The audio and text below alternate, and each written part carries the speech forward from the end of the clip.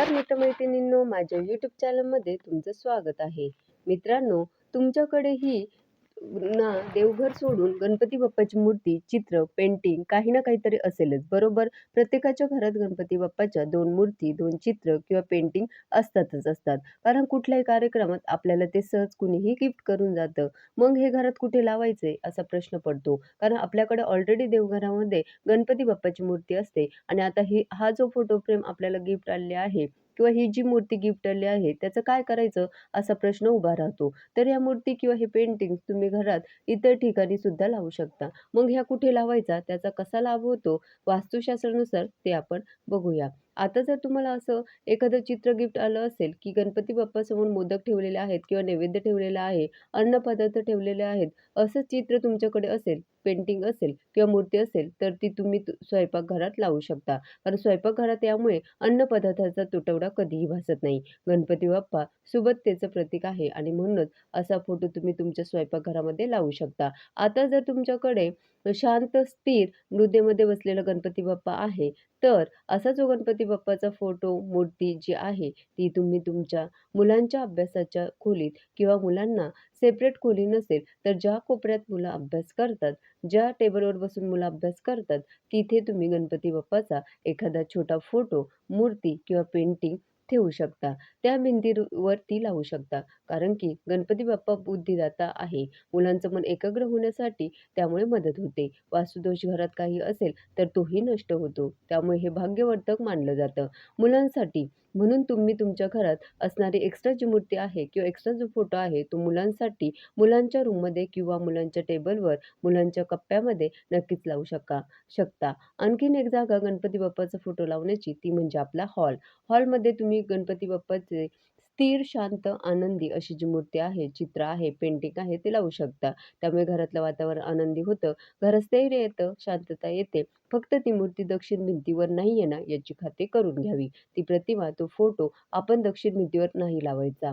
हे बघावं. आता एक थोडासा गोंध असा आपण की घराचं जे प्रवेशद्वार आहे, त्या प्रवेशद्वारावर गणपती बाप्पाचा फोटो लावावा की नाही, असं सुद्धा एक एक चर्चा बघायला मिळते. पण वास्तुशास्त्रामध्ये असं काहीही नाहीये. तुम्ही गणपती बाप्पाचा जो फोटो आहे, जी प्रतिमा आहे, ती तुमच्या प्रवेशद्वारावर लावू शकता. त्यामुळे घरात कुठलीही नकारात्मक शक्ती प्रवेश करत नाही. गणपती बाप्पा मांगल्याचं प्रतीक आहे. आता या बाबतीत अनेक वास्तुतज्ञांची पण वेगवेगळी मतं आहेत. पण गणपती बाप्पाची मूर्ती किंवा फोटो जो आहे, तो जर तुम्ही घराच्या मुख्य प्रवेशद्वाराच्या वरती लावलात, तर त्यामुळे वास्तुदोष नष्ट होतात. घरात मांगल्य येतं, सकारात्मक लहरी येतात आणि गणेश हे बाधानाशक दैवत आहे, विघ्नहर्ता आहे. त्यामुळे आपली सगळी विघ्न दूर होतात. आता आता जर तुम्हाला ऑफिसमध्ये गणपती बाप्पाची मूर्ती, प्रतिमा लावायची असेल, तर ती सुद्धा तुम्ही लावू शकता. तुमच्या ऑफिसमध्ये टेबल असेल, तुमचं जर त्या टेबलवर ठेवू शकता किंवा ऑफिसमध्ये तुमचं केबिन असेल, त्या केबिनमध्ये ठेवू शकता. त्यामुळे तुमची वृद्धी तुमच्या कार्यक्षेत्राच्या ठिकाणी होते. गणपती बाप्पा तुमच्या मनात प्रसन्नता निर्माण करतो. त्याचबरोबर ही मूर्ती तुम्ही केबिनमध्ये टेबलवर किंवा तुम्ही बसता त्याच्या पाठीमागे किंवा समोरच्या बाजूला सुद्धा लावू शकता. मित्रांनो, लक्षात घ्या वास्तुशास्त्रात गणेशाला फार महत्त्व देण्यात आलेलं आहे. कारण मगाशी म्हटलं तसं गणेश हे बाधानाशक दैवत आहे. या दैवतामुळे वास्तुदोष नष्ट होतो. घरात येणाऱ्या काही मंडळींची नकारात्मकता सुद्धा गणेशाच्या कृपेने नष्ट होते. त्याचबरोबर घरामध्ये रोज सकाळी किंवा रात्री धूप लावावा. गणपती बाप्पाची स्तोत्र मोठ्याने म्हणावीत. त्यामुळे सुद्धा घरातलं वातावरण प्रसन्न होतं. घरातलं वातावरण मंगलमय होतं. आता तुमच्यापैकी अनेक जण रेंटनी राहत असतील, त्यांचं भाड्याचं घर असेल आणि त्यांना स्वतःच्या घरात जायचं असेल किंवा स्वतःच्या घराचं स्वप्न पूर्ण व्हावं आपलं असं वाटत असेल, तर त्यासाठी तुम्ही काय करू शकता? एक उपाय आहे, करून बघा.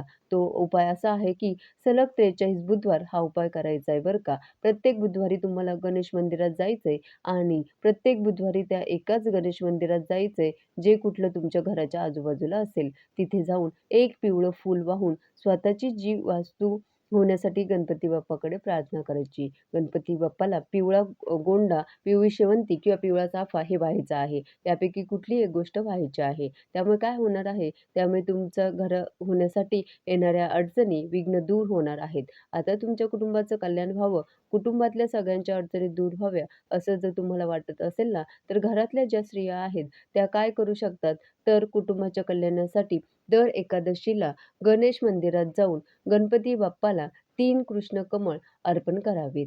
हा एक उपाय आहे. ज्योतिषशास्त्रीय या उपायाने कुटुंबाचं कल्याण होतं. स्त्रियांना काळजी असते घरातल्या प्रत्येकाची आणि मुलांच्या शिक्षणाचे टेन्शन असते. नवऱ्याच्या नोकरीचं टेन्शन असतं किंवा स्वतःच्या करिअरचं टेन्शन असतं किंवा इतर घरातल्या काही कुरबुरी असतात आणि त्यामुळे आपण सतत मागे खेचल्या जातोय असं आपल्याला वाटत असतं. अशा वेळी हा उपाय करणं अतिशय लाभाचं ठरतं. मित्रांनो, हे सगळे उपाय एकदम करावेत असं नाही. कुठलाही एक उपाय करायचा आहे आणि सलग काही महिने तो उपाय करायचा आहे. तरच तो उपाय परिणाम दाखवणार आहे.